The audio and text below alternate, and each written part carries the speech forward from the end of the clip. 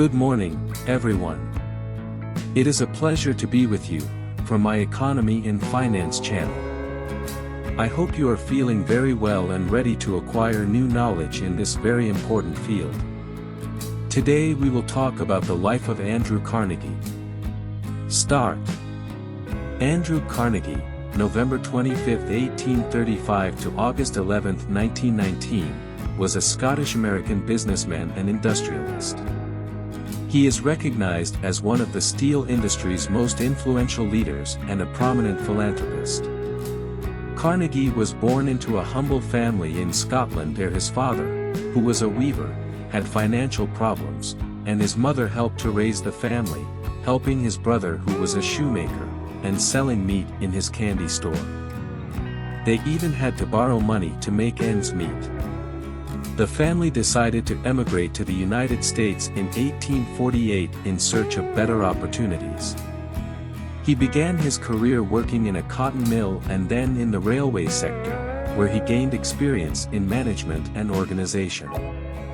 He soon realized the potential of steel and its applications in America's growing infrastructure.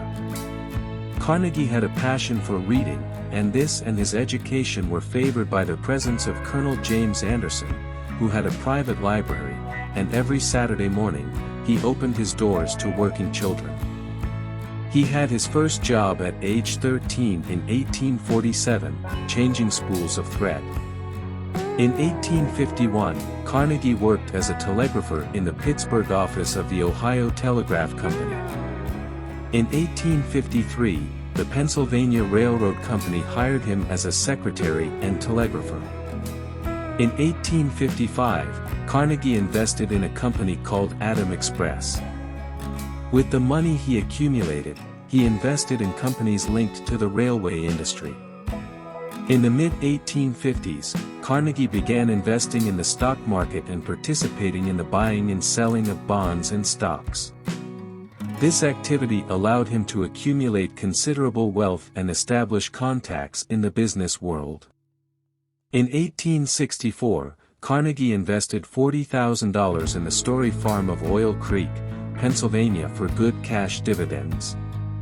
In 1865, he founded the Keystone Bridge Company, a company engaged in the construction of iron and steel bridges. This venture was a great success and allowed Carnegie to expand its presence in the steel industry. In 1875, Carnegie founded the Carnegie Steel Company in Pittsburgh, Pennsylvania, and became a pioneer of mass steel production. By leveraging innovative technologies and efficient techniques, Carnegie was able to reduce production costs and increase his company's productivity. His company grew rapidly and became one of the major players in the steel industry in the United States.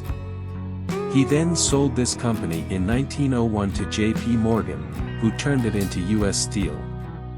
He is blamed for his aggressive approach to the steel industry and the controversial labor practices he employed in his factories. Carnegie was known for using anti-union tactics and employing harsh labor practices in its steel mills. He frequently faced strikes and labor disputes, and is accused of treating workers unfairly and paying them low wages compared to the profits he made. He is accused of violently breaking strikes. During the Homestead Strike of 1892, at the Carnegie Steel Mill in Homestead, Pennsylvania, there was a violent conflict between workers and security agents hired by the company. The standoff left several dead and wounded, and is considered one of the darkest episodes in U.S. labor history. He is criticized for the way he accumulated his wealth and profited from the exploitation of workers, while he presented himself as an advocate of philanthropy. Carnegie was also part of the consolidation of the steel industry in the United States and is credited with creating a monopoly in the sector. His company, the Carnegie Steel Company, controlled much of the steel production in the country, which allowed him to set prices and conditions to the detriment of competition. However, as he amassed a large fortune, Carnegie developed a philosophy of social responsibility in philanthropy. He firmly believed that the rich had an obligation to use their wealth for the welfare of society. During his lifetime, Carnegie donated much of his fortune to various charitable causes, primarily in the fields of education, scientific research, and the promotion of peace. One of Carnegie's most prominent donations was for the construction of public libraries throughout the United States and other countries. These libraries, known as the Carnegie Libraries, provided free access to education and culture to communities around the world. In addition to libraries, Carnegie also supported the creation of educational institutions, such as Carnegie Mellon University in Pittsburgh. Andrew Carnegie's legacy transcends his business success and focuses on his philanthropy and his vision of a more just and equitable society. His focus on education as a tool for empowerment and his belief in the responsibility of the wealthy to give back to society continue to inspire today. Carnegie left a lasting impact, and his name is associated with generosity and social commitment. During his last 18 years he has donated almost 90% of his fortune. If you liked this video, be sure to subscribe to our channel and activate the notification bell, liking, and sharing with friends and family, so they can benefit from our financial information and our financial tips.